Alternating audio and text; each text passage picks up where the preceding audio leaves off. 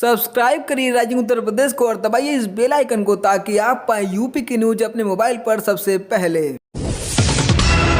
एक झूठा केस किसी की जिंदगी बर्बाद कर देता है, यह बात ललितपुर के विष्णु तिवारी पर सटीक बैठती है। विष्णु तिवारी को 19 साल 3 महीने बाद आखिरकार आगरा सेंट्रल जेल से रिहा कर दिया गया। उन्होंने यह सजा उस झूठे दुष्कर्म केस के लिए काटी जो उन्होंने कभी किया ही नहीं था। हाईकोर्ट ने 1 माह पहले उनको निर्दोष करार दिया था, लेकिन इस गुजरे दिन में उनकी नियति ने उनके माता पिता और 2 भाई को छीन लिया।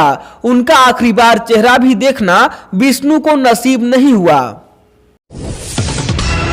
इलाहाबाद हाईकोर्ट की लखनऊ बेंच ने बिना उसकी अनुमति के जीएसटी ट्रिब्यूनल के गठन पर अंतरिम रोक लगा दी है। यह आदेश चीफ जस्टिस गोविंद माथुर एवं जस्टिस ऋतुराज अवस्थी की पीठ ने अवध बार एसोसिएशन की जनहित याचिका पर पारित किया। कहा कि केंद्र सरकार और जीएसटी काउंसिल को ट्रिब्यूनल गठित करने के लिए हाई कोर्ट की अनुमति लेनी होगी। मामले की अगली सुनवाई 15 मार्च को होगी। समाजवादी पार्टी के राष्ट्रीय अध्यक्ष अखिलेश यादव झांसी में थे। यहां उन्होंने दावा करते हुए कहा कि उनकी पार्टी आगामी विधानसभा चुनाव में 350 सीट हासिल करेगी। सत्ता में आने के बाद ईवीएम की व्यवस्था को खत्म करने का अभियान चलाएंगे। अखिलेश ने पुष्पेंद्र यादव एनकाउंटर का जिक्र करते हुए कहा कि सरकार आज तक एनकाउंटर की थ्योरी को साफ नहीं कर पाई है। ये कोई एक घटना नहीं थी, इसके अलावा भी कई घटनाएं हुई हैं। राम राज्य का सपना दिखाने वालों की पुलिस भ्रष्टाचार में फंसी हुई है। पूर्व ब्लॉक प्रमुख अजित सिंह हत्याकांड में आरोपी पूर्व सांसद धनंजय सिंह पर लखनऊ पुलिस ने 25,000 का इनाम घोषित किया है। इनाम की राशि बढ़ाने के लिए भी पुलिस ने सिफारिश की है। इस बीच उनकी कई अवैध संपत्तियों की जानकारी पुलिस के हाथ लगी है। इस बाबत इनकम टैक्स डिपार्टमेंट व ईडी को पत्र लिखा गया है। एनकाउंटर में मारे गए गिरधारी विश्वकर्मा की भी कई अवैध संपत्तियों की जानकारी पुलिस के हाथ लगी है। अब पुलिस सभी संपत्तियों को जब्त करने की योजना बना रही है।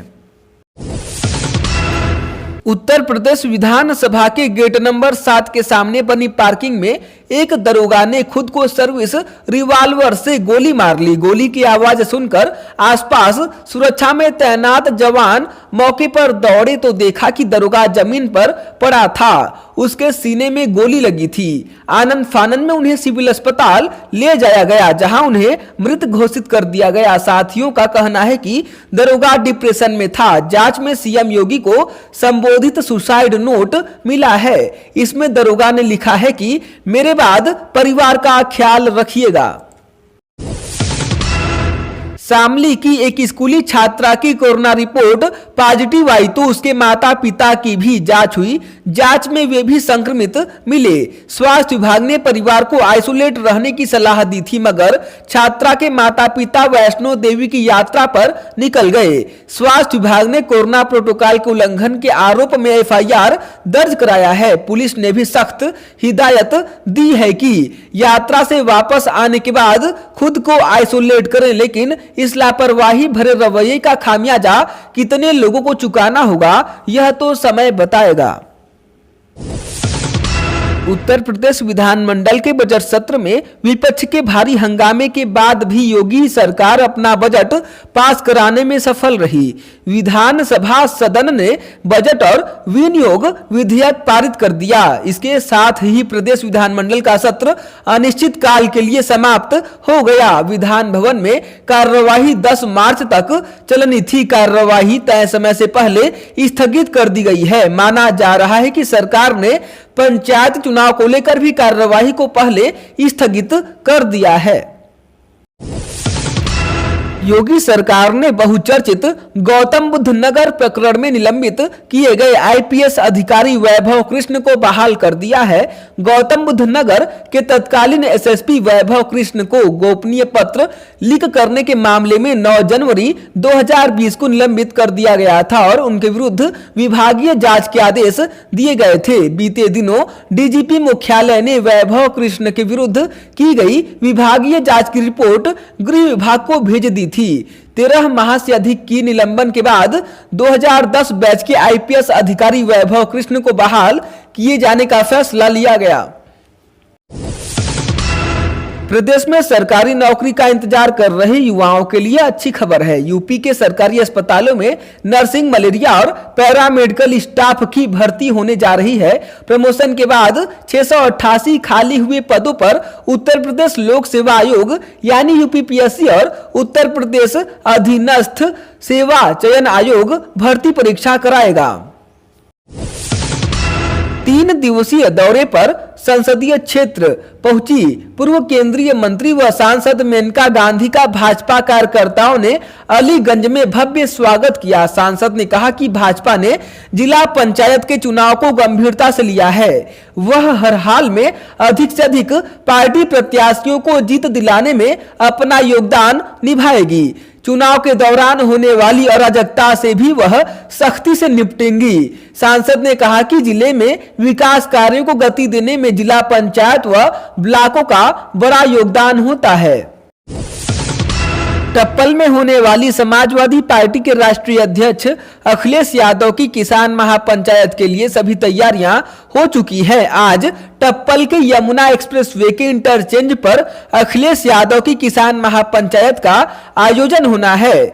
समाजवादी पार्टी के जिलाध्यक्ष गिरीश यादव ने बताया कि किसान महापंचायत में 20,000 से अधिक किसानों के आने की संभावना है। Uttar Pradesh special task force यानी एसटीएफ ने प्रयागराज जिले में एक मुठभेड़ के बाद 2 अपराधियों को मार गिराया है जो साल 2013 के तत्कालीन डिप्टी जेलर की हत्या में कथित रूप से शामिल थे। ये दोनों मुन्ना बजरंगी गिरोह और कुख्यात शार्प शूटर दिलीप मिश्रा गिरोह के सदस्य थे। देर रात नैनी के पास स्थित आरिल नामक इलाके में एक मुठभेड़ में दोनों की मौत हो गई। प्रदेश के ऊर्जा मंत्री श्रीकांत शर्मा ने सभी बिजली कंपनियों के प्रबंध निदेशकों को निर्देश दिया है कि उपभोक्ताओं के बिजली बिल में कोई त्रुटि हो तो उसे तत्काल संशोधित कराएं। उन्होंने घरेलू और निजी नलकूप उपभोक्ताओं के लिए 100% सरचार्ज माफी के लिए लाए गए एक मुफ्त समाधान योजना का लाभ लेने की अपील उपभोक्ताओं से की है। ब्याज माफी योजना में पंजीकरण कराने को कहा है। मुख्यमंत्री योगी आदित्यनाथ ने ममता सरकार और टीएमसी पर जमकर हमला बोला। पश्चिम बंगाल में चुनाव घोषित होने के बाद मालदा में भाजपा की पहली बड़ी जनसभा को संबोधित करने पहुंचे योगी आदित्यनाथ ने ममता बनर्जी की सरकार को सीधे निशाने पर लिया। योगी ने कहा कि 2 मई के बाद बंगाल में टीएमसी के गुंडे जान की भीख मांगेंगे।